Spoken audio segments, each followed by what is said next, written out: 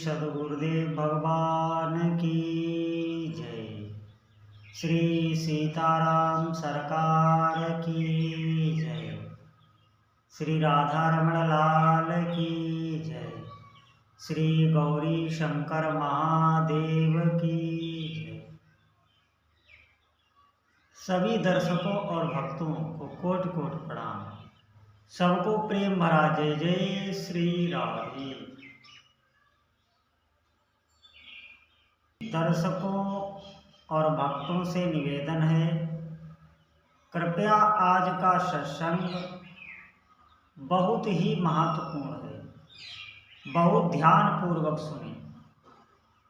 जो भी भक्त हैं, हमें बताया गया है कि बहुत से भक्तों की शिकायतें आ रही हैं कि उनका दुख नहीं दूर हो रहा, बहुत कष्ट में है, जीवन उनका बहुत कष्ट में है।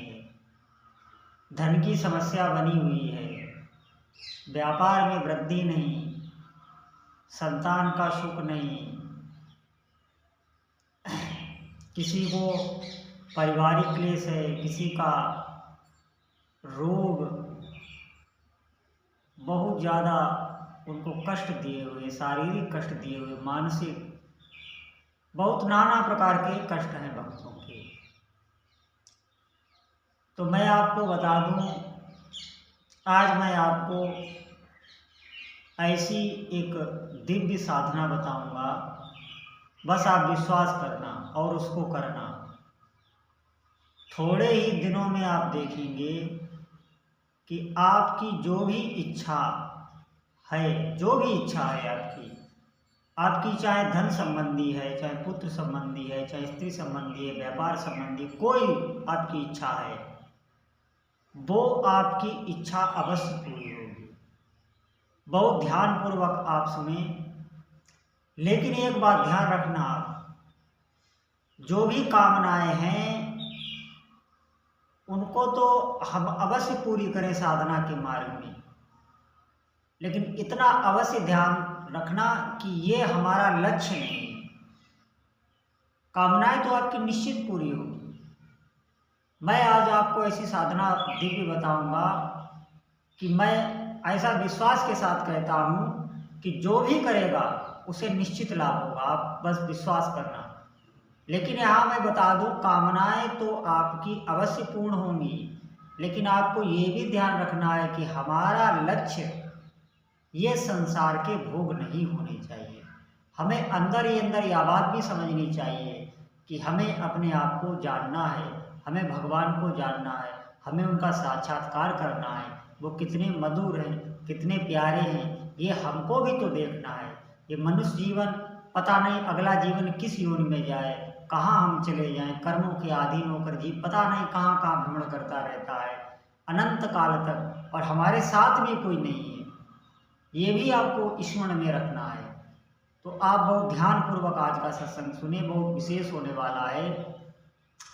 मैं आपको बता दूं कि अपने सनातन धर्म में बहुत सुलभ है भक्ति। हमारे आचार्यों संतों ऋषियों ने हमको ऐसे रास्ते दे गए हैं कि अब हम क्या बताएं, लोगों को तो विश्वास नहीं होता। बहुत तो मूढ़मती ऐसे हो गए हैं जो अपनी मूर्ति पूजा पर उंगली उठाते हैं। वो इतने बड़े ज्ञानी हो गए हैं कि हमारे ऋषियों परंपराओं की बहुत प्राचीन, ये मूर्ति पूजा आज की नहीं, बहुत प्राचीन पद्धति है ये। और इसका बहुत बड़े बड़े पंथों ने इसकी निंदा की। वो पंथ आज नजर नहीं आ रहे, लेकिन मूर्ति पूजा आज भी हो रही है और जोर से हो रही है। क्यों? ये प्रभाव होता है, ये कोई पाखंड नहीं है। आप ध्यान सुनना। देखिए, आपका कोई भी इष्ट देव हो तो आपके अंदर भाव भी तो आते हैं इष्ट देव के लिए, जिनकी आप आराधना करते हैं, जिनको आप अंदर ही अंदर सुमिर रहे हैं, जिनकी आप पूजा कर रहे हैं, जिनके आगे आप अपनी समस्याएं, आप अपनी भौतिक समस्याएं भी जिनके आगे रखते हैं और अपनी आध्यात्मिक समस्याएं भी जिनके आगे रखते हैं। ऐसे आपके जो अंतरात्मा विराजमान जो भी इष्ट देव आपके हैं, तो आपके अंदर ऐसे भी भाव तो आते होंगे कि हाँ मैं आज इनको बहुत अच्छा भोग लगाऊं, आज इनका श्रृंगार करूं, आज इनको वस्त्र पहनाऊं। ये भक्तों के भाव आते हैं अपने इष्ट देव की सेवा करने के। तो उसी का माध्यम ये मूर्ति पूजा हमारे ऋषि हमें देकर गए, और ये बहुत बहुत बड़ी हम लोगों के लिए एक ऐसा रास्ता दे गए। निश्चित मानिए बहुत बड़ी बड़ी सिद्धि हो जाती हैं अपने इष्ट देव के विग्रह यानी मूर्ति की सेवा करने से, क्योंकि साक्षात आप उनको भोग दे रहे हैं, आप उनके आगे धूप बत्ती लगा रहे हैं, आप उनको दीप दान कर रहे हैं, वस्त्र दान कर रहे हैं, ये आप अपनी भावना से कर रहे हैं, उनको ये नहीं चाहिए, लेकिन वो आपके भाव के हिसाब से ले रहे हैं। आप विश्वास करिए वो ऐसी सत्ता है कि वो हर जगह विद्यमान है। तो मूर्ति में नहीं है क्या, वो हर जगह है। आप उनके स्वरूप को स्थापित करके और उनको भोग लगा रहे हैं, उनके आगे स्तुति कर रहे हैं, तो वो सुन रहे हैं। आप विश्वास करें इस बात पर।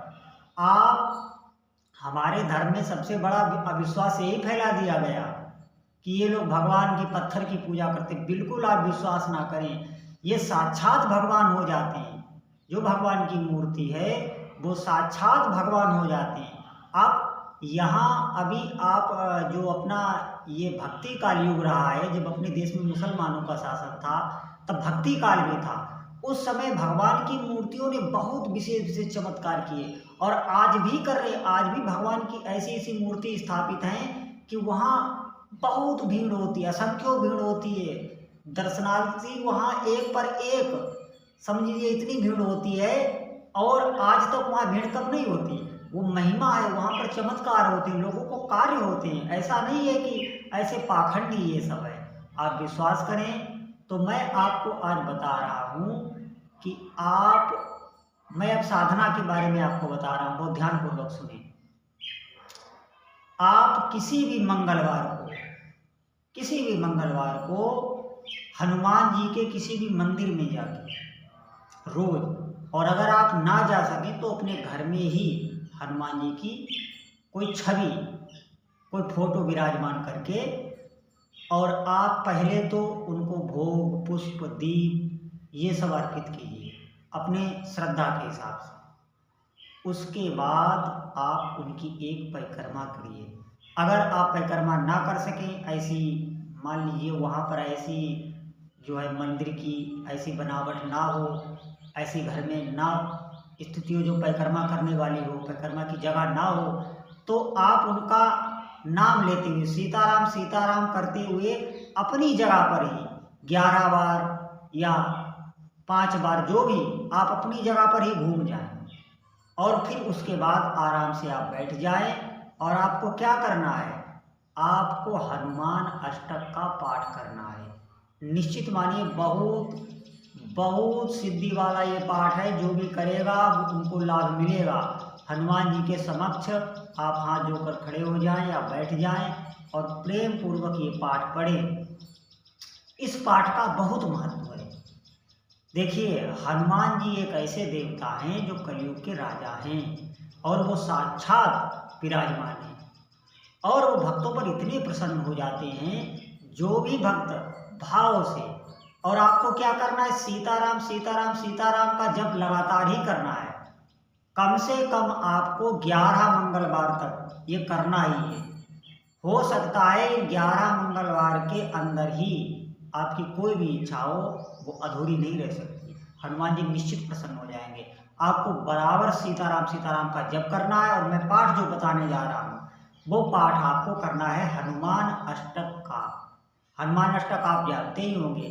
हनुमान अष्टक के बारे में बहुत एक विचित्र कथा है। हनुमान जी जब बालक थे तो हनुमान जी बहुत चंचल स्वभाव के थे। तो भृगु और अंगिरा वंश के कुछ ऋषि तपस्या कर रहे थे, तो हनुमान जी ने वहाँ पे जो है उनकी तपस्या में विघ्न डाला, क्योंकि बाल बत हनुमान जी का स्वभाव था वो। तो उन ऋषियों ने हनुमान जी को एक श्राप दिया था कि आप अपने बल को भूल जाया करेंगे। जब तुमको कोई स्मरण दिलाएगा तब तुम्हें अपनी शक्ति का ज्ञान होगा। क्योंकि हनुमान जी ऐसे उत्पात ही करते थे, जल को रोक देते थे, फूंक मारकर पेड़ों को गिरा देते थे। अब वो हवन करने हनुमान जी इतनी तेज फूंक मारते थे कि वहाँ पर आंधी आ जाती थी, उनका हवन हवन कुंड सब बुझ जाता था। ये बहुत हनुमान जी बहुत बालक थे तब की ये घटना है, तब उन्होंने ये श्राप दिया था। तो अब यहाँ जब माता सीता को जब रावण हर ले गया था, तो जब हनुमान जी समुद्र के किनारे सब वानर विचार विमर्श कर रहे थे, सुंदरकांड में ये दृष्टांत दिया गया है, तो सब हनुमान जी की तरफ ही देखने लगे। और ये बात जामवंत जी को पता थी कि हनुमान जी को इन्हें अपनी बल का बिल्कुल भी ज्ञान नहीं है, ये भूले हुए हैं। तब उन्होंने ये स्तुति की थी। स्तुति क्या है आप करना, ये हनुमान जी को जगाने वाली स्तुति है। निश्चित आप विश्वास करें, हनुमान जी को जगाने वाली ये स्तुति है।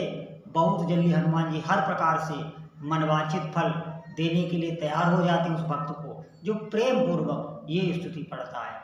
स्तुति है, बाली समय रवि भक्ष लियो तब, तीनहु लोक भयो अंधियारो, ताई सुत्रास भयो जग में, या संकट काहु सोजात नटारो, देवनियानी करी बिनती, तब छाड़ दियो रवि कष्ट निवारो, को नहीं जानत है जग में, कपि संकट मोचन नाम तिहारो।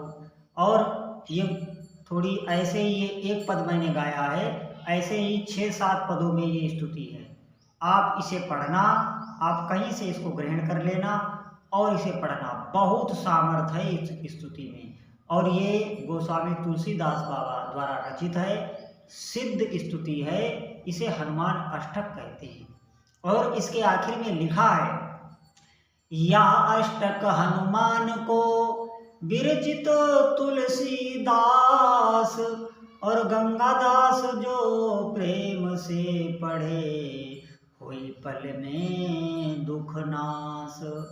तो ये आपको करनी है प्रेम पूर्वक, भाव पूर्वक।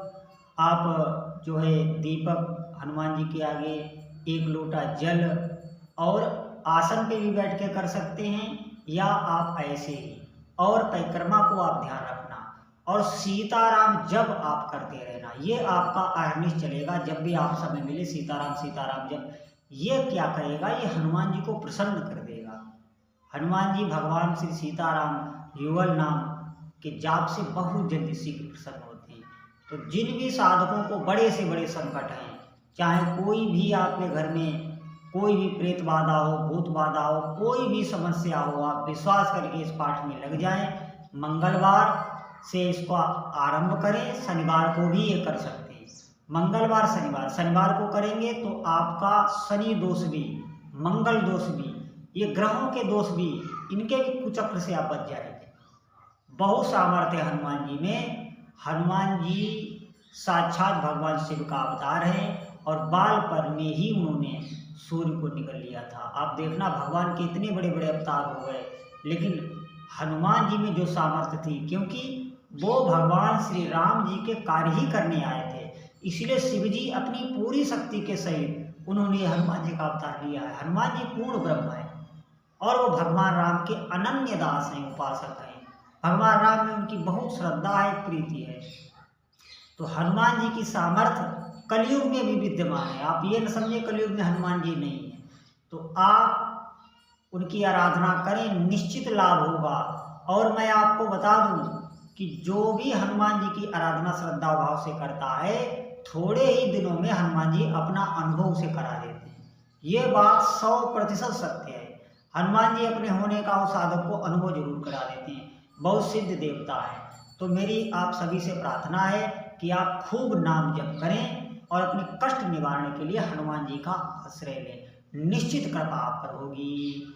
तो आज का सत्संग इतना ही। बोलो जय जय श्री सीता।